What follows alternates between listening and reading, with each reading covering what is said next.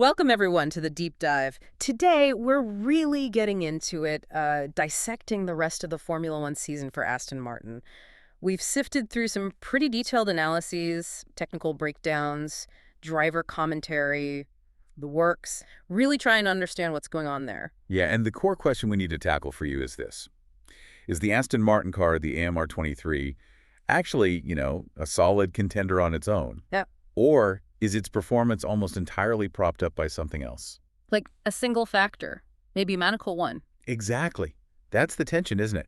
And honestly, the sources we looked at paint a pretty clear picture for the rest of their year. Okay, so let's start with the car itself, the technical side, because, well, the findings seem kind of harsh. They are. Fundamentally, the car suffers from high drag. That aerodynamic resistance, it kills them on certain types of tracks. It's like an anchor. Right, it just weighs the car down performance-wise. And the consequence, the engineering trade-off they're forced to make, is quite revealing. What's that? Well, to avoid being, complete sitting ducks on the long straights. Turtles, as one source put it. Yeah, turtles. They have to shed aerodynamic load, they trim the wings, reduce downforce, try to minimize that drag penalty. There's always a cost, isn't there? Always. And the cost here is significant. They sacrifice handling. The car becomes reportedly quite unstable, very tricky under braking and through the corners, especially high-speed ones. Okay, so if that's the fundamental issue, high drag, tricky handling when they try to fix it, that must make certain upcoming races look pretty daunting. Absolutely. You can basically circle them on the calendar. We're talking about circuits that demand aerodynamic efficiency, high-speed places. Like Las Vegas. Mexico. Those are the big ones mentioned. The analysis predicts those could be, well, let's just say really difficult weekends for them. Terrible, horrorosos, some sources even said. Wow. Strong words. Echoing what we saw earlier in the season, perhaps. Exactly. Think Spa, think Monza, maybe even Baku. Places where that lack of efficiency really hurts. I mean, Alonso himself apparently said in Azerbaijan they were basically the slowest car out there, tied with Alpine. Ouch. Okay, so that's the bad news. Are there any tracks where they might, relatively speaking, thrive, or at least survive? Yes. There's a flip side. The car seems happier on high downforce circuits. Places where pure aerodynamic efficiency is less critical than just generating grip. So, think. Singapore, Brazil, Qatar, maybe? Those are the ones highlighted. Tracks where you can pile on the downforce without as much of a straight line penalty. But, and this is important, the expectations even there are, let's say, grounded. Not aiming for wins, then. Not based on the car's pure pace, no. The goal seems to be fighting for Q3, scrapping for points. Yeah. Solidly in that midfield battle, with teams like RBS or maybe Williams on a good day. Okay, that makes sense technically, but hang on.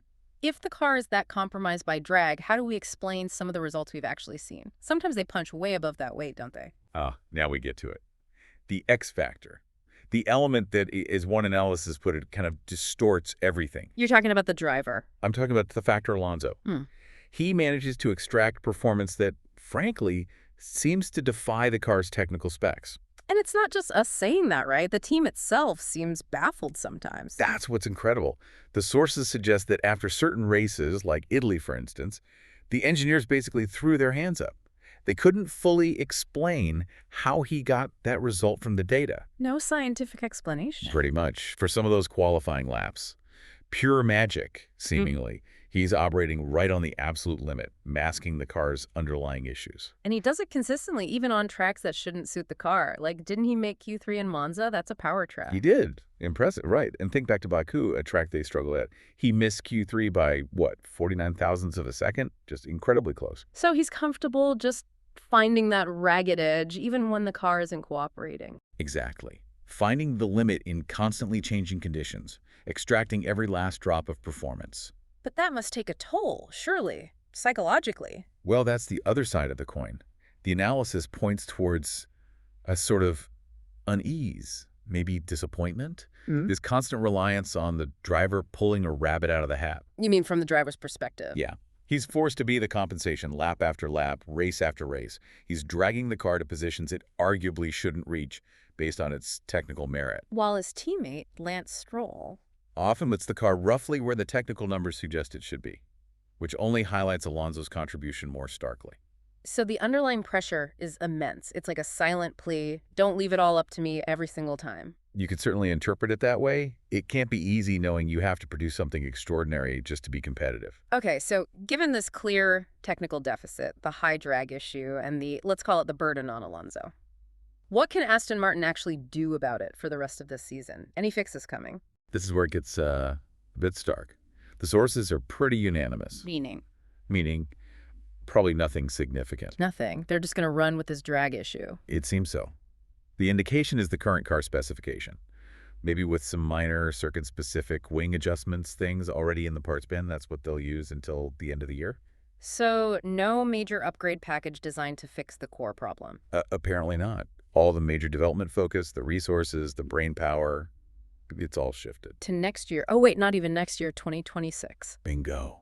2026. Yeah. The current car's development path seems to have hit a dead end for this season. They've effectively stopped throwing major resources at it. Wow.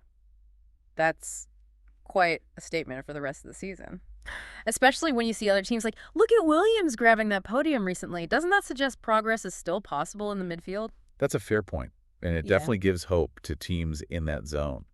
You could argue Williams showed that things can change, that maybe Aston Martin could find something. Well, but the analysis we looked at doesn't buy that for Aston Martin. Not really. It sort of frames the Williams result as maybe, a specific set of circumstances aligning. For Aston Martin, the suggestion is any potential podium now would likely need, well, a perfect storm. Meaning Either another absolute Alonso masterclass combined with significant luck, or maybe chaos-ahead retirements, incidents taking out faster cars, less about genuine, repeatable car improvement, more about circumstance. right, less about fundamental progress this year. Exactly. Because the real prize, the big focus, is 2026. That's the elephant in the room. Yeah, talk about a reset. The year after next, it's a whole new ballgame, isn't it? Completely. A total clean slate. The rules are changing so dramatically. You've got new engine manufacturers coming in, or existing ones with totally new power units. Mercedes engines looking strong early, apparently. Ferrari, Honda, potentially good too. That's the early buzz. And then you have active aerodynamics being introduced. That's huge. Smaller tires too, new suspension designs. And completely new energy management systems, different ways of managing the race itself. It's revolutionary, really. So the implication is, finishing, say, 5th best this year, it might mean absolutely nothing for 2026. Pretty much. The carryover might be minimal because the technical landscape is just being ripped up and redesigned. So from that perspective, maybe focusing all efforts on getting 2026 right makes strategic sense, even if it hurts now. That seems to be the calculation. The sources suggest they'd probably prefer to end this season performing like Williams has recently, consistently scoring points, especially with Albon. Rather than ending up like, say, Alpine, where things seem a bit more chaotic or uncertain. Precisely. Steady points collection, learn what you can about operations, but pour everything into nailing that 2026 car and power unit integration. That's where the next big opportunity lies. Okay, let's try and wrap this up then. A conclusion of the news, as it were. Sounds good. So for Aston Martin, the rest of the season looks like this. They need those high downforce tracks to have a real shot at decent points. But even then, any standout success, anything beyond midfield competitiveness, really hinges on that extraordinary Alonso factor. Which seems almost scientifically unexplainable at times. Right. And crucially, don't expect major car upgrades. The team's head is already firmly in 2026, focusing all their development firepower on those massive rule changes. Okay, so that leads us to a final thought, something for you, the listener, to chew on. Yeah, consider this. If a team is so reliant on one driver's individual brilliance, their magic, just to overcome fundamental flaws in the car. Constantly needing that heroic effort. Exactly. Yeah. What does that strategy really tell us about their long-term prospects? Especially for a team that talks about aiming for championships, not just, grabbing headlines with memorable moments.